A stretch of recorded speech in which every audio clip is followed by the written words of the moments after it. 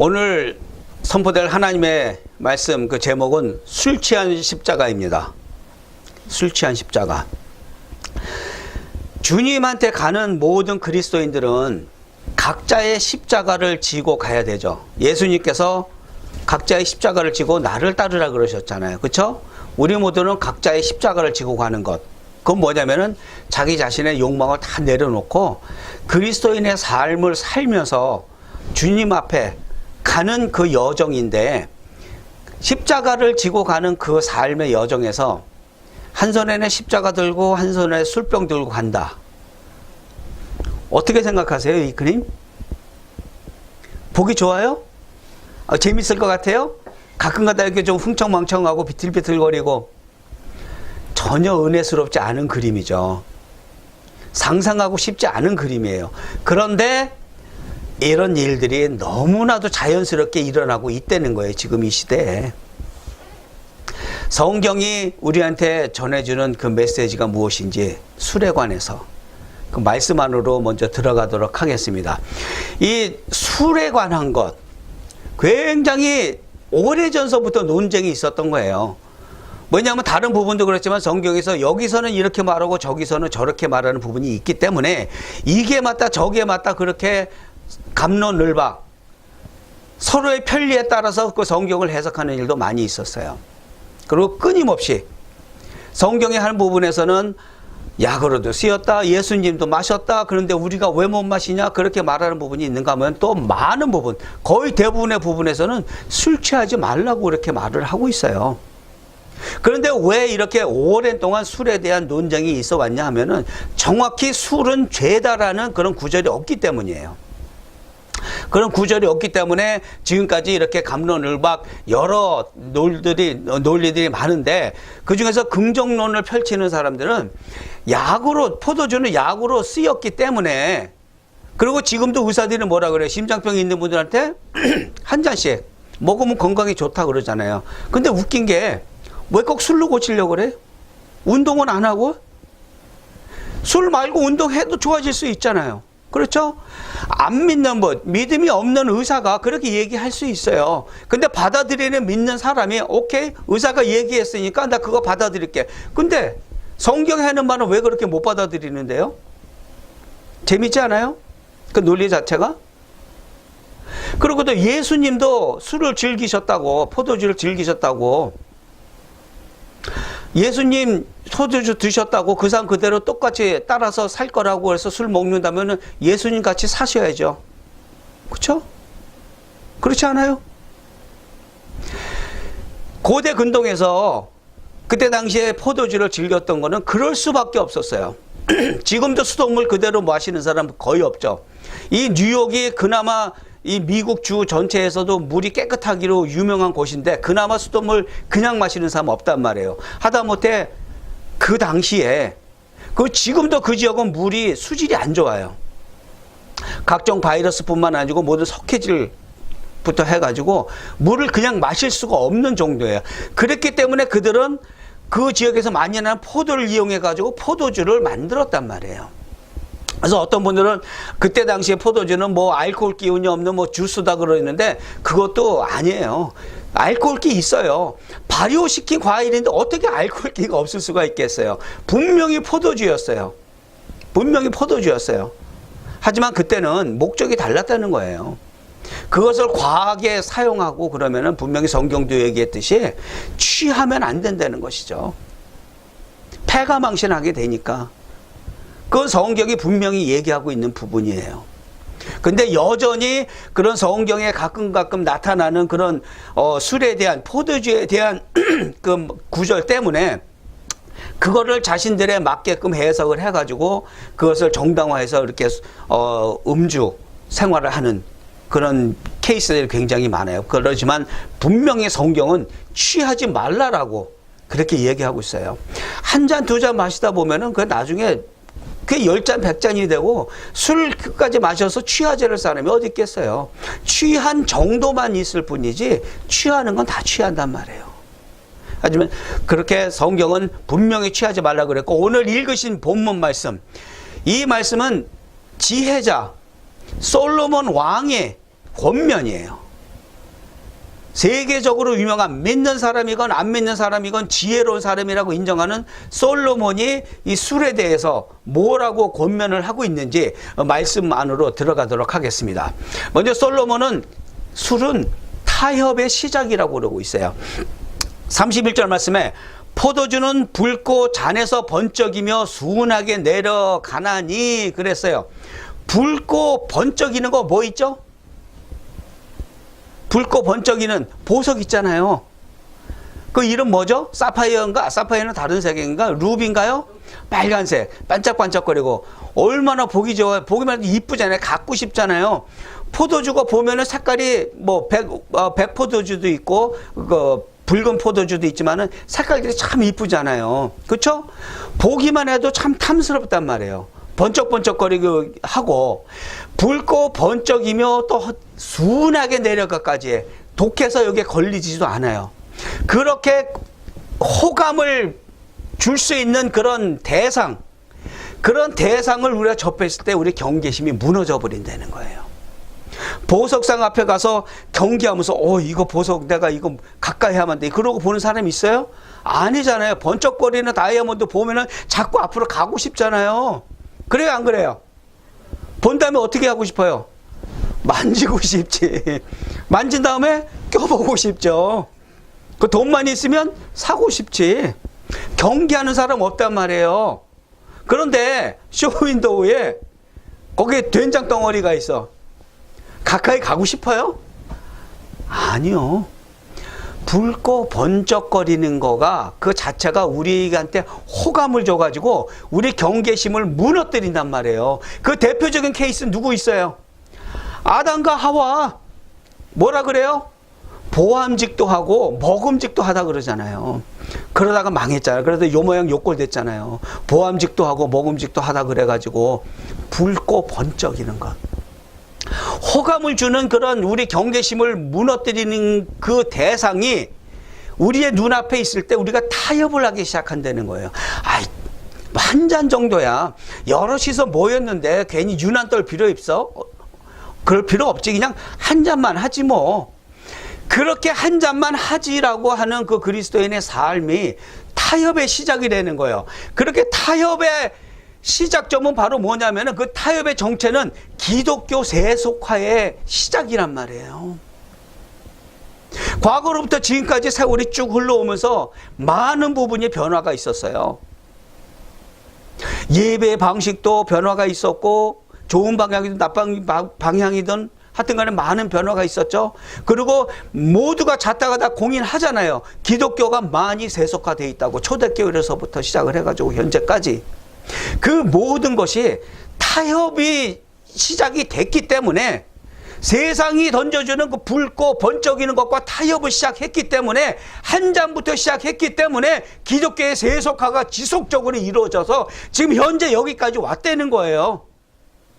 그것에 대해서 성경의 권면은 시작을 하지 말라라고 얘기하는 거예요. 솔로몬이 뭐라 그래요? 그 붉고 번쩍이는 것을 보면은 그것을 보지도 말라 그러잖아요.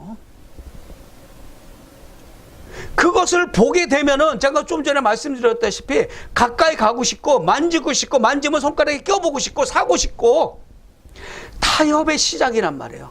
그것을 바라보는 것. 참 이쁘네. 색깔 너무 이뻐. 향기도 좋겠지. 한번 냄새만 맡아볼까? 그러다가 한 잔 홀짝. 타협의 시작점을 조심하라는 거예요. 포도주는 붉고 잔에서 번쩍이며 순하게 내려가나니 너는 그것을 보지도 말지어다. 그것이 마침내 뱀같이 물 것이요 독사같이 쏠 것이며 그랬어요. 여러분들 독사들 보셨어요? 독사 보신 분? 동물원에서 말고. 아니요. 시골에서 많이 보셨겠죠. 저는 독사를 언제 봤냐 하면은 군대에서 자기 물품을 하나 잊어버리면은 어떻게 해서든 채워놔야 돼요. 그래서 다른 중대에 그 창고가 있어요. 창고에 몰래 숨어 들었다가 딱 담을 딱 뛰어내렸는데 바로 옆에 뭐 시커먼 게 있어요. 보니까 까치독사가 이렇게 또아리를 틀고 있는 거예요. 까치독사 한번 물리면은 그 자리에서 죽어요. 오래 못 가요. 그만큼 독이 강해요. 근데 이 뱀들이 또아리를 틀고 있다는 거가 기다리고 있다는 거예요. 뭐를 기다려요? 본능에 치우쳐가지고 본능을 조절하지 못하는 사람을 기다리고 있는 거예요. 성경이 말하는 게 그거예요. 그것을 쳐다보지도 말고 쳐다보고 가까이 가게 되면은 그 본능을 못 이겨서 그 본능을 조절하지 못해서 본능에 따라가다 보면은 뱀한테 물린다는 거예요. 나중에 결국은. 근데 이 본능이라는 거 우리가 조절을 가능할까요? 조절 못해요. 조절할 수가 없어요. 왜냐하면은 우리를 본능을 자극하는 그 유혹거리가 안 보일 때는 조절이 가능해. 안 보이니까. 하지만 유혹거리, 내가 좋아하는 것, 내가 만약 다이아를 좋아한다, 또는 술을 좋아한다, 도박을 좋아한다, 그랬을 때 도박장에 갖다 놔봐. 도박 안 할 수가 있어요? 보석 좋아하는데 보석상 앞에 갖다 놓으면 그 마음이 움직이지 않을 수가 있겠어? 술 좋아하는 사람은 술 앞에 갖다 놓으면 술에 손을 안 댈 수가 있겠어요? 본능 조절을 하기가 힘들단 말이에요. 거의 불가능하단 말이에요. 그러면 그 본능, 그 유혹거리를 어떻게 조절할 것이냐? 솔로몬은 아예 보지도 말라는 거예요. 그 얘기는 뭐예요? 그 자리를 떠나라는 거예요. 자, 생각해 보세요. 내가 막걸리를 좋아해. 막걸리 한 상 이렇게 삼겹살하고 떡하고 이렇게 한 상 잘 차려놓고 그 앞에 앉아가지고 나는 막걸리 안 먹을 거야 그러고 있어요. 하나님한테 기도하기를 주님 도와주시옵소서, 저에게 능력을 주시어서 이 막걸리를 안 먹게 해주시옵소서, 안 먹게 해주시옵소서 이러고 눈은 계속 막걸리를 보고 있어. 안 먹을까요? 먹게 돼요. 어떻게? 하나님 요번 한 번만요. 타협을 시작한단 말이에요. 한 모금만 먹을게요. 막걸리는 곡식인데 뭐 곡주라고도 하는데 어때요 하나님? 잠깐 취하지만 않으면 되죠. 그렇지 하나님 잠깐만요. 타협의 시작이란 말이에요. 왜? 유혹거리가 그 앞에 있는데 거기서 떠나질 못한다는 거예요. 유혹을 물리치려면은 떠나는 게 제일 상책이란 말이에요. 떠나야 되는데 떠나질 못해. 미련이 남았기 때문에. 그 남아있는 미련이 타협을 시작한단 말이에요. 그래서 솔로몬이 너는 그것을 보지도 말지어다 그랬어요. 계속해서 지켜보게 되면 어떻게 돼요? 뱀같이 물 것이요 독사같이 쏠 것이라 그랬어요. 누가? 술이. 결국은 물려버린단 말이에요. 뱀이 지금 또아리 틀고 있지만은 한 번에 꽉 물어가지고 독을 다 그냥 뿜어낼 수 있도록 기다리고 있는 거예요. 뱀이 찌질하게 쫓아다니면서 무는 거 보셨어요? 절대 안 그래요. 가만히 기다리고 있다가 목포밀에 가까우면 그냥 한 번에 물어버려요. 그 무는 속도가 얼마나 빠른지 아세요? 진짜 빨라요. 피할 수가 없어. 그렇게 물려버린다는 거예요. 타협을 시작하면 그렇게 된다는 거예요. 그래서 이 또아리 튼 이 독사, 기다리고 있는 독사란 말이에요. 그게 술이 바로 이런 독사와 같이 기다리는데 언제까지 기다려요? 마침내 뱀같이 물 것이라고 그랬죠. 마침내 드디어 그 기회가 올 때, 적당한 때가 올 때까지 기다린다는 거예요.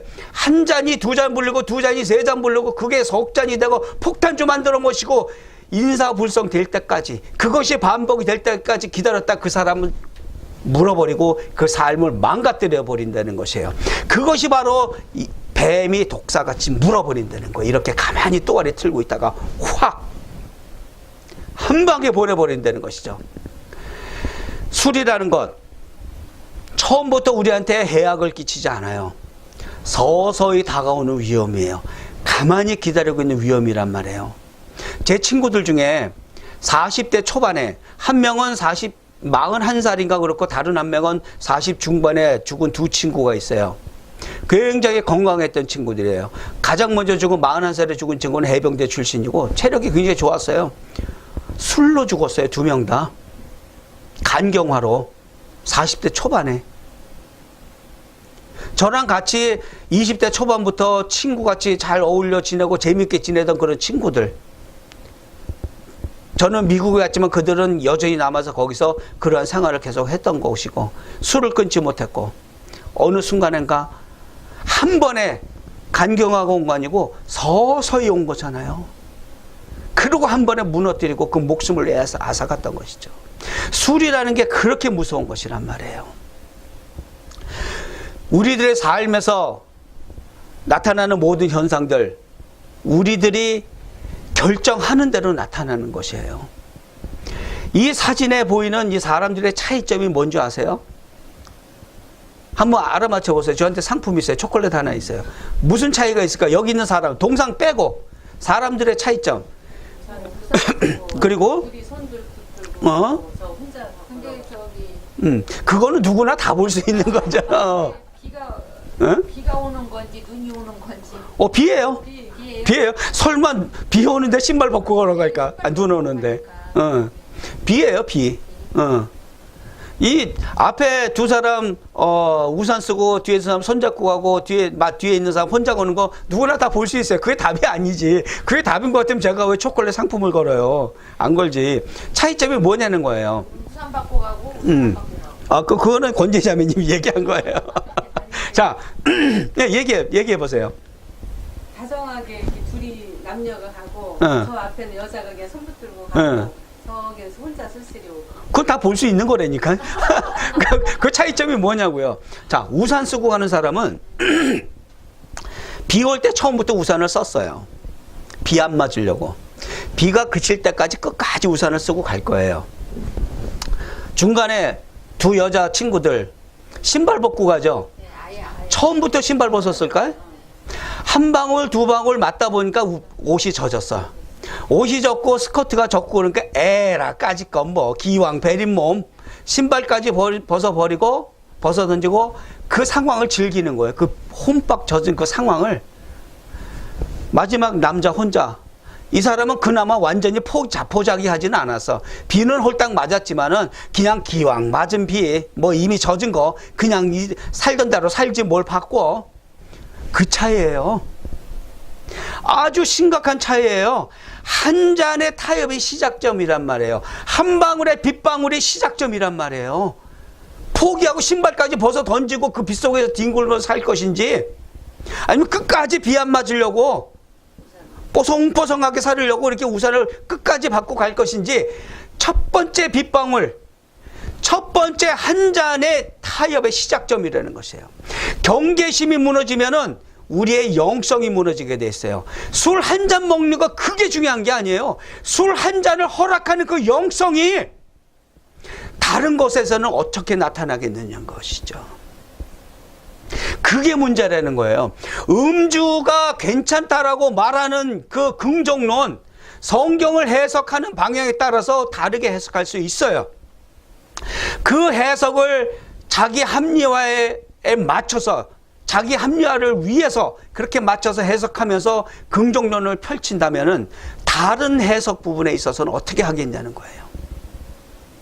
자기 편리에 의해서 또 다른 이유를 만들어내지 않을까요? 또는 시대적인 흐름이라고 말하는 분들, 뭐 요즘 세상에 지금 시대가 어떤 시대인데 여럿이 모여서 가볍게 한 잔쯤이야. 저는 한 10년 전쯤인가요? 진짜 충격 먹은 적이 있어요. 어느 목사님이 사진을 올렸는데 목사님들의 모임이라고 해서 사진을 올렸는데 보니까 떡하니 술이 그 위에 올라와 있는 거예요. 그 테이블에. 그분들의 논리가 바로 이거예요. 성경이 죄라고 금하지 않았다는 거예요. 그리고 예수님도 술을 즐기셨고, 다시 한번 얘기하지만은 예수님이 포도주 드셨다고 똑같이 드실 것 같으면 예수님 같이 똑같이 사세요. 왜 한 가지만 따라해요? 말이 안 되잖아요. 다시 한번 말하지만 그때 당시에 포도주는 알코올 기운이 있었던 것이지만 물이 귀했기 때문에 맹물을 마실 수가 없었기 때문에 식사하면서 같이 마시는 음료의 용도가 컸다는 거예요. 그 부분을 잊어버리면 안 된다는 거예요. 이러한 성경 해석 그리고 시대의 흐름이니까 그냥 따라가서 맞춰야지, 취하지만 않으면 되니까 하는 것은 바로 회색 신앙이라는 거예요. 이 색깔도 아니고 저 색깔도 아니고 때에 따라서 이렇게도 변하고 저렇게도 변하고 분명한 색깔을 내지 못하는 믿음, 그것은 바로 사탄의 속임수라는 거예요. 분명히 하나님께 올인을 하지 못하게 하는 것, 이런 논리 저런 논리, 이런 핑계 저런 합리화를 대가면서 세상에 합해져 가는 그런 모습들, 그것은 바로 사탄의 속임수에 끌려가고 있다는 거. 왜냐? 그 모든 술의 문제의 본질은 다른 유혹에 대한 영성의 문제이기 때문에 그러는 거예요. 이 술 한 잔을 양보하는 것이 문제가 아니고 이 술 한 잔을 세상에 양보하고 세상에 나도 이런 모습 보여줄 수 있어. 그리스도인이지만 술 한 잔쯤은 괜찮아라는 그런 영성을 가지고 있다면은 다른 유혹에는 어떻게 대처하겠냐는 거예요. 그게 문제의 본질이라는 겁니다. 술 한 잔을 조절하지 못한다면은 다른 더 큰 유혹거리가 나타났을 때, 내 앞에 다가왔을 때 그것을 어떻게 처리하게 할 수가 있겠냐는 거예요. 그 사소한 것까지 못하는데. 문제의 본질은 바로 그런 유혹에 대한 영성의 문제인 거예요. 다시 한번 이야기하지만 술은 죄 없어요.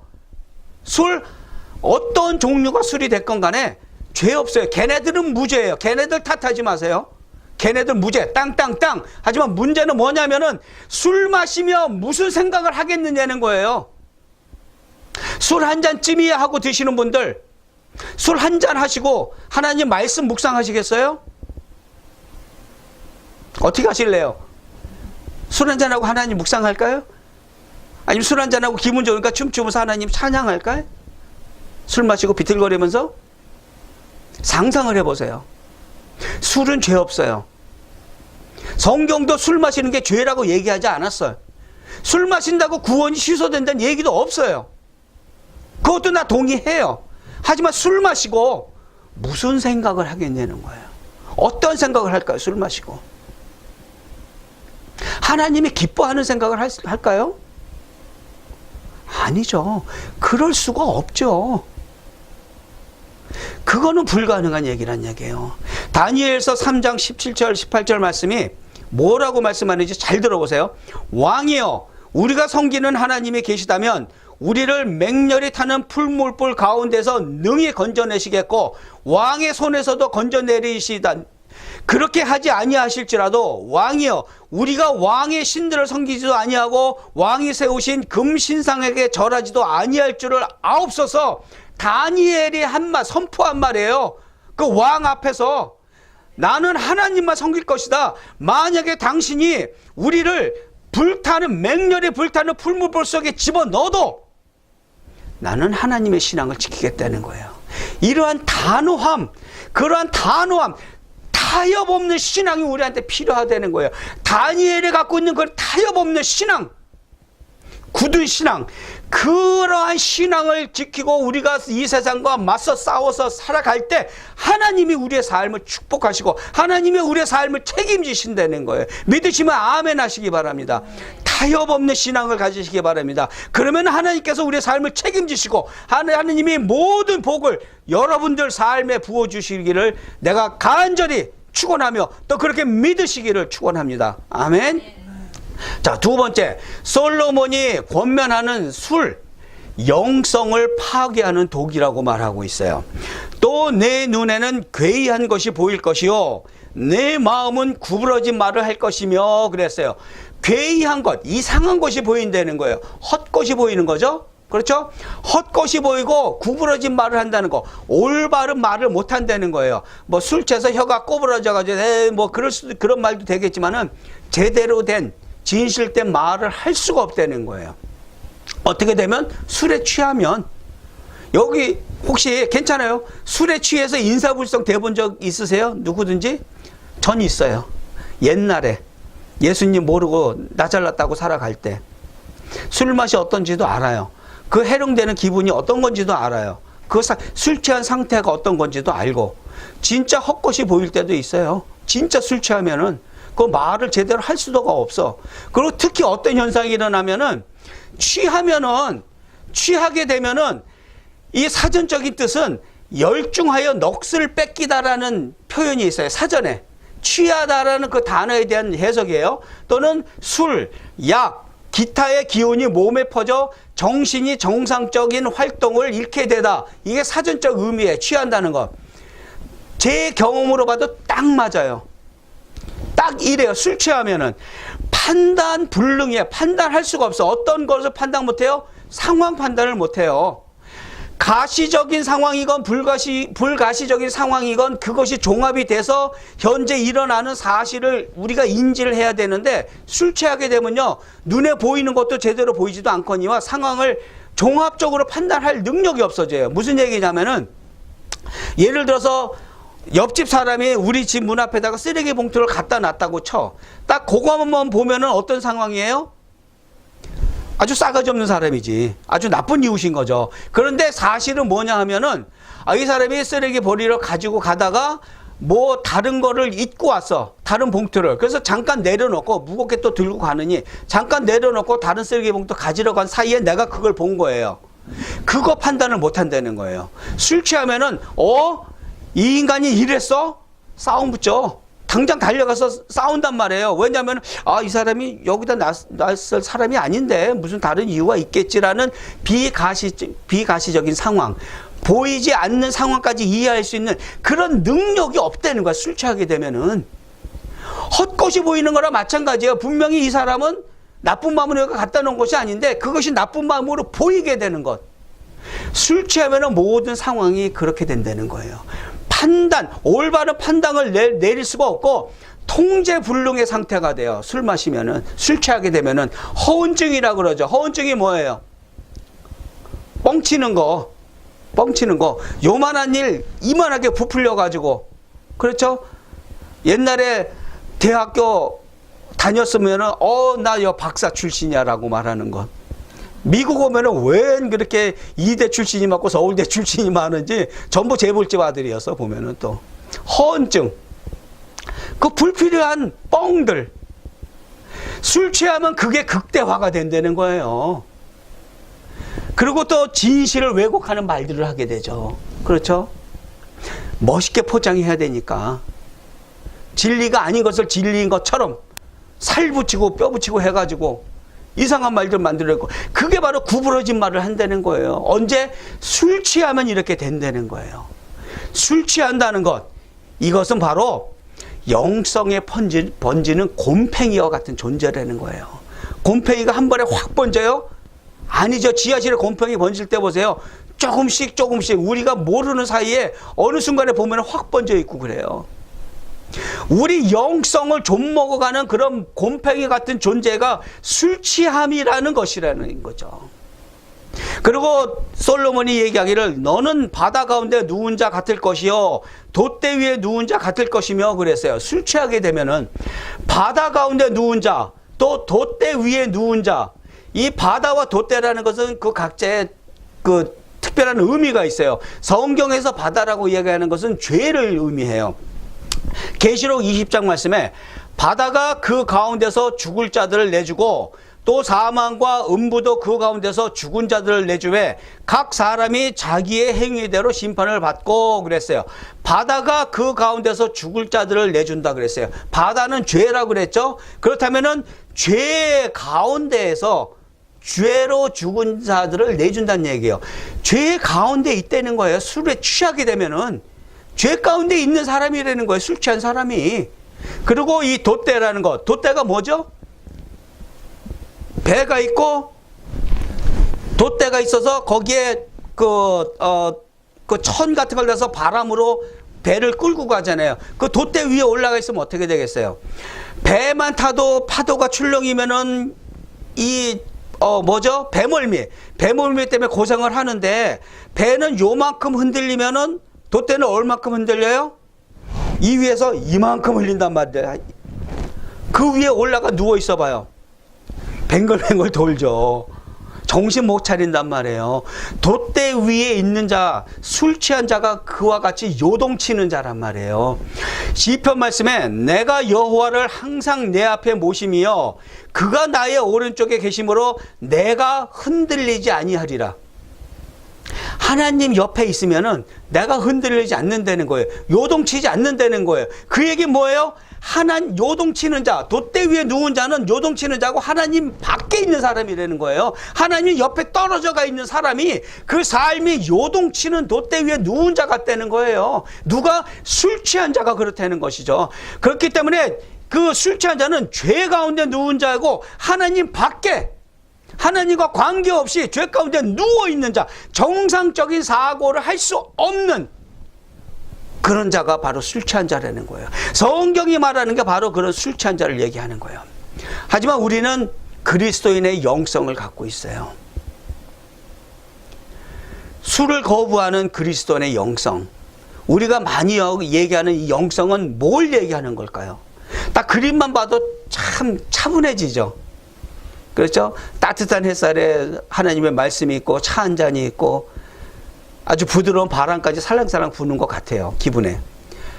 이러한 차분함을 느낄 수 있는 그리스도인의 영성은 뭘 얘기하는 거냐면은 하나님과의 관계성, 그리고 세상과의 관계성을 얘기하는 거예요. 하나님과 나와의 관계가 얼마나 친밀한지, 그거의 정도, 나의 신앙의 성향, 그리고 세상 사람들과의 관계성, 사람들과 친교를 맺는 그런 성향, 그것이 바로 우리의 영성, 우리의 삶의 모습이란 말이에요. 영성이라는 게 뭐 어디 가서 기도해가지고 뭐 안진뱅이를 이렇게 세우고 각종 은사가 있는 사람들이 영성이 깊느냐?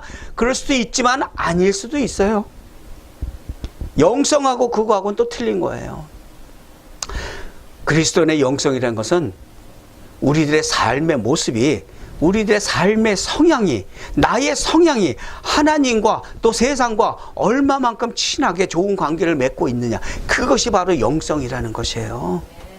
우리들의 삶의 성향, 그것을 우리가 그 영성을 갖고 있다면은 거룩의 영성을 회복해야 되는 것이죠.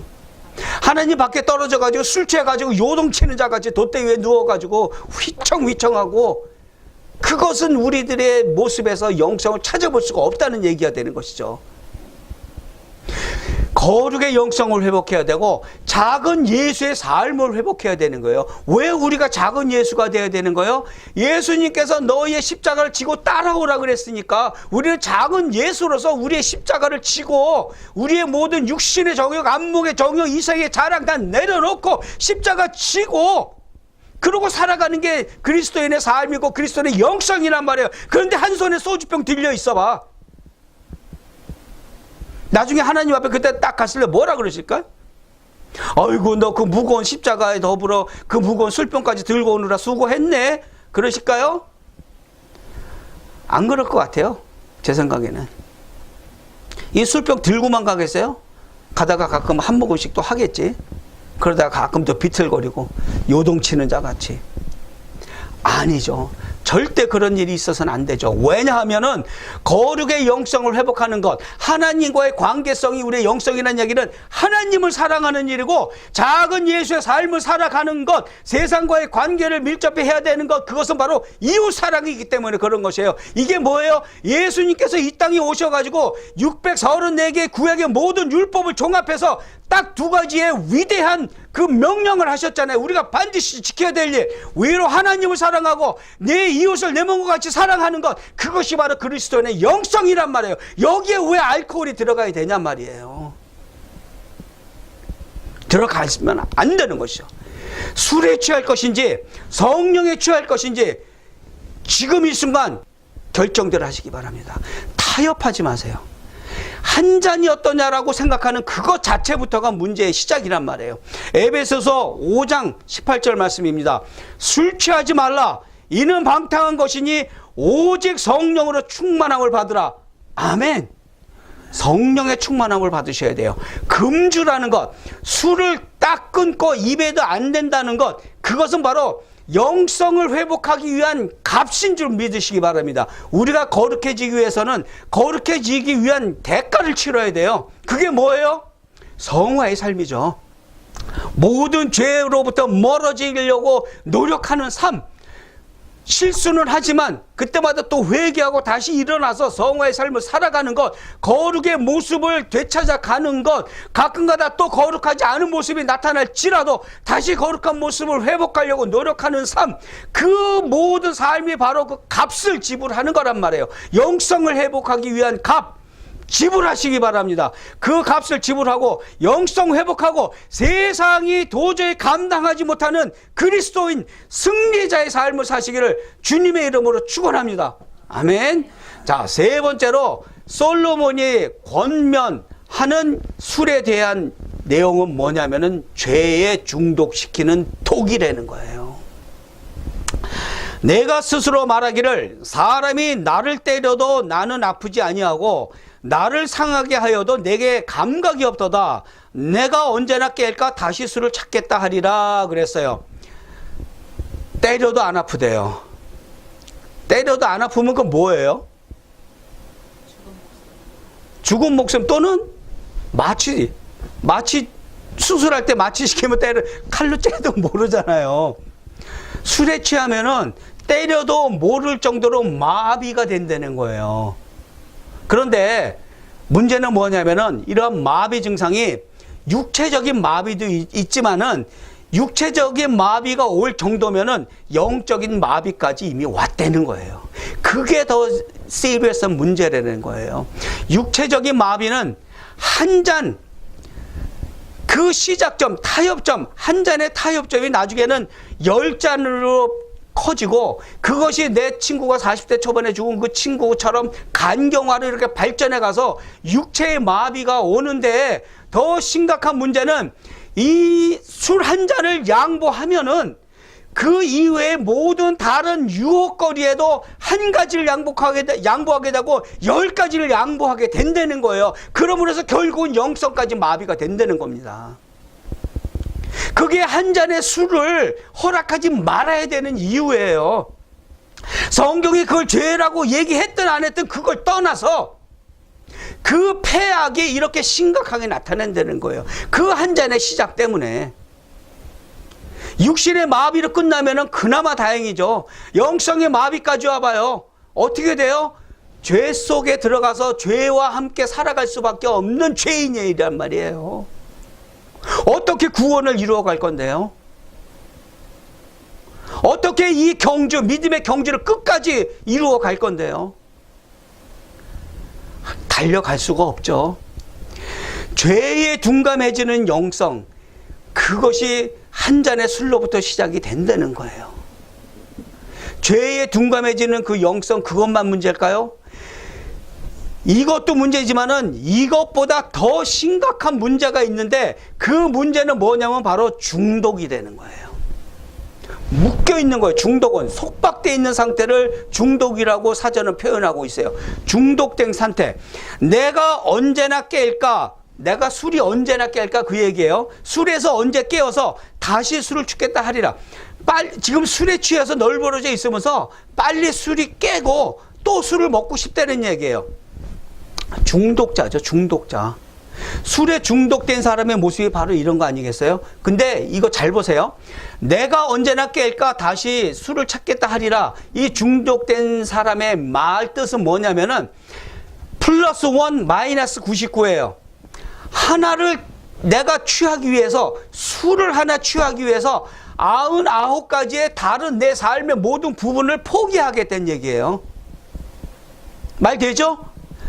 술 하나 얻기 위해서 내 모든 삶을 파괴시켜도 상관없다는 결정이에요. 왜? 중독됐기 때문에. 그 알코올에 중독이 됐기 때문에 벗어날 수가 없는 거예요. 그렇기 때문에 우리들의 삶과 우리들의 육신은 파괴될 수밖에 없는 거예요. 그런데 심각한 문제는 뭐냐면은 우리가 누구예요? 하나님의 자녀죠? 우리 자신이 교회고 성령님이 우리 안에 거하는 하나님의 성전이란 말이에요. 우리 자신이 우리 스스로가 하나님의 성전인데 그 성전을 우리 스스로 파괴하고 있다는 거예요. 육신뿐만 아니고 우리의 영까지 그 술로 인해서 하나님의 거룩한 성전을 파괴한다는 거예요. 에베소서 3장 말씀에 너희는 너희가 하나님의 성전인 것과 하나님의 성령이 너희 안에 계시는 것을 알지 못하느냐. 누구든지 하나님의 성전을 더럽히면 하나님이 그 사람을 멸하시리라. 하나님의 성전은 거룩하니 너희도 그러하니라. 아멘. 거룩한 하나님의 성전이에요. 그 거룩한 하나님의 성전을 어떻게 지켜야겠어요? 술에 중독된 상태로 지켜야겠어요? 술에 취해서 비틀대면서 지켜내야겠어요? 그럴 수가 없는 것이죠. 말씀이 없기 때문에 우리가 중독이 되는 거고, 말씀이 부족하기 때문에 한 잔의 술에 타협하고 우리 성전이 무너져 간다는 것이에요. 말씀, 기준점이 우리 삶에 있어야 된다는 것이죠. 그 기준점이 없으면 어떤 결과가 나타나는 줄 아세요? 우리가 지켜지는 것, 하나님이 우리를 보호하시는 그 모든 것이 말씀을 통해서도 이루어진단 말이에요. 하나님이 우리에게 말씀이라는 기준을 주셨기 때문에 죄와는 멀리하는 삶을 살기 때문에 사단의 먹이가 안 되죠. 지금 이 사진은 실제로 캘리포니아에서 납치됐던 소녀의 사진이에요. 구출될 때 당시에. 사람들이 나타나서 구출하려고 그러니까 울음이 빵 터져버린 거예요. 전체 사진을 보면 집 한쪽 구석에 그 덱 밑에 그 구석에 지금 묶여있는 상태. 이 아이의 표정을 보세요. 얼마나 두려웠고 서러움에 찬 그런 울음이겠어요. 하나님이 술 취한 하나님의 자녀들 볼 때 이 사진을 본 이 아이의 부모 마음 같지 않을까요? 내 아이가 납치됐어. 근데 막 찾고 보니까 아이의 표정이 이래. 울음이 나는데 이 서러운 이 두려움에 사로잡힌 어쩌지를 못하는 묶여 있어서 도망가지도 못하고 벗어나고 싶은데 벗어날 수 없는 상황에 있는 자기 자식을 볼 때 부모 마음이 어떻겠어요? 술 취해서 비틀거리는 그리스도인을 볼 때 하나님의 마음이 그렇다는 거예요. 그 부모의 마음과 똑같다는 걸. 왜 그래요? 중독은 사탄의 영적인 납치이기 때문에 그래요. 술에 중독되어 있고 뭐에 중독되어 있고 무엇에 중독되어 있는지 마리화나에 중독되어 있든지 삶의 돈에 권력에 명예에 묶여있는 그 모든 중독이 사탄한테 납치되어 있는 상태란 말이에요. 그 영이 하나님이 보실 때 얼마나 안타깝겠어요. 거기에 중독이 돼가지고 빠져나오지도 못하고 빠져나와야 되는 이유도 모르고 거기에 묻혀서 살아가는 납치된 상태. 하나님의 가슴을 찢는 일이죠. 후회해도 그때는 이미 때는 늦었죠. 모든 것이 파괴된 이후에요. 중독이 된 이후에 내가 잘못되어 있구나 깨달았을 때는 나의 모든 99가지의 삶이 이미 다 파괴가 된 것이에요. 그 하나를 더하기 위해서 그것을 쫓아갔기 때문에. 그것이 바로 술 취함의 결과라는 것이죠. 그것을 예방하기 위해서는, 이러한 납치를 예방하기 위해서는 자기 합리화를 경계해야 된다는 거예요. 한 잔쯤이면 맥주 한 잔인데 그런 자기 합리화, 모든 사람들이 다 그러고 살아가는 거지 지금 시대에. 그런 자기 합리화, 타협점, 그것을 경계해야 된다는 것이에요. 자기 자신의 삶을 돌아보고 내가 무엇을 시작하려 하는지 그 시작을 경계하라는 것이에요. 내가 돈을 쫓아가는 삶을 살기를 시작할 것 같은가? 경계하기 시작하셔야 돼요. 재물 있는 것에 우리 마음이 있다 그랬어요. 그렇죠? 우리 삶에서 모든 우리 중독거리들, 술뿐만 아니고 욕망, 우상, 자아, 교만, 이 모든 것들이 우리에게 중독으로 다가오는 유혹거리란 말이에요. 술의 중독은 더 말할 것도 없이 욕망을 쫓아가는 삶, 그것도 중독이에요. 돌이키질 못해. 그 맛을 봤기 때문에 육신의 욕구를 채워가면서 그 더러운 삶을 살아가는 그 재미가 쏠쏠하기 때문에 벗어나지 못해. 그리고 중독됐기 때문에. 그리고 우상을 섬기는 맛은 얼마나 더 좋아요? 꼭 돈을 한 보따리 갖다 줄 것 같거든. 그 앞에 가서 절하면은, 굿하면은 모든 일이 잘 풀어진다고 믿고 있거든. 중독이 된 거란 말이야. 그 우상에게도 내 자아, 내가 세상의 중심이 돼가지고 내가 하고 싶은 대로 살아가는 것, 하나님을 내가 원하는 대로 부려가면서 조정해가면서 살아가는 그 맛, 그것에 중독이 되는 것, 그것을 경계하는 것이고, 내가 교만한 삶을 살아가는 것, 그것이 한 번, 두 번 반복이 되다 보면 그것에도 중독이 돼가지고 내가 교만한 자체인지도 모르고 교만을 떨고 살아간다는 거예요. 하나님 앞에서. 그 모든 시작점들을 경계하라는 것이에요. 디도서 2장 11절 13절 말씀에 모든 사람에게 구원을 주시는 하나님의 은혜가 나타나 우리를 양육하시되 경건하지 않은 것과 이 세상 정욕을 다 버리고 신중함과 의로움과 경건함으로 이 세상에 살고 복스러운 소망과 우리의 크신 하나님 구주 예수 그리스도의 영광이 나타나심을 기다리게 하셨으니 아멘. 우리의 삶은, 그리스도의 삶은 삶을 파괴하는 영과의 싸움이에요. 쓰레기 버리는 옆집 메리 할머니하고 싸움이 아니고 우리를 납치하려는, 우리의 영성을 무너뜨리고 우리의 영을 납치하려는 그 사단과의 싸움이 되는 것이란 말이에요. 그렇기 때문에 우리는 날마다 매 순간마다 이러한 중독을 일으키려는 그러한 모든 유혹거리와 싸우고 영적인 전쟁을 해야 되는 것이죠. 그리고 우리의 임무는 재림을 준비하는 복음의 군사로서의 임무가 있어요. 그 옛날에 세례 요한이 광야에서 외치며 주님 오실 길을 예비하셨듯이 우리는 다시 오실 예수님을 준비하는 그런 그리스도인 복음의 군사의 삶을 살아야 된다는 것이에요. 그러한 영적 전쟁을 하며 재림을 준비하는 복음의 군사의 삶을 살 때 주께서 우리의 모든 삶을 책임지시고 우리의 모든 필요를 또 넘치도록 부어주시는 줄 믿으시기 바랍니다. 아멘. 자, 예수 그리스도께서 이 땅에 오신 것, 십자가를 지시기 위해 오셨죠. 이 땅에 즐기기 위해서 오신 게 아니에요. 가난한 자와 병든 자와 죄진 자를 위해서 십자가를, 그들을 위해서 십자가를 지기 위해서 이 땅에 오셨단 말이에요. 그리고 예수님께서는 십자가를 지고 나를 따르라 그렇게 말씀하셨어요. 십자가를 따르는 그 삶, 어떤 모습으로 십자가를 지시겠습니까? 세상과 당당히 맞서서 모든 유혹을 물리치는 그런 담대한 모습으로 십자가를 지고 예수님을 따르시겠습니까? 아니면 가끔가다 술 한 잔씩 하면서 세상과 타협하면서 십자가 대충 지는, 따라가는 동 마는 동 갈짓자로 그렇게 따라가시겠습니까? 결단을 하셔야 됩니다. 마태복음 10장 38절 말씀입니다. 또 자기 십자가를 지고 나를 따르지 않는 자도 내게 합당하지 아니하리라. 예수님의 말씀이세요. 자기 십자가를 지고 예수님을 따르라 그러셨어요. 타협 없는 신앙, 그 신앙의 모습을 지키시기 바랍니다.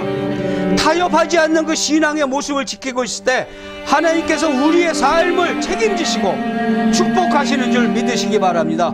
또한 영성을 회복하는 그런 날마다의 삶을 살아가시기 바랍니다. 그렇게 영성을 회복하며 영성 깊은 그리스도인의 삶을 살아갈 때 세상이 감히 우리한테 도전장을 내지 못하고 우리 앞에 무서워 벌벌 떠는 그런 승리자의 삶을 사시는 줄 믿으시기 바랍니다. 그리고 또 날마다 영적 전쟁을 해나갈 때 예수님의 재림을 준비하는 예수님의 제자의 삶을 살고 복음의 군사로서 복음의 능력으로 이 완악한 세상을 이기며 사는 줄 믿으시기 바랍니다. 아멘. 지금 이 시간 우리 같이 기도하겠습니다.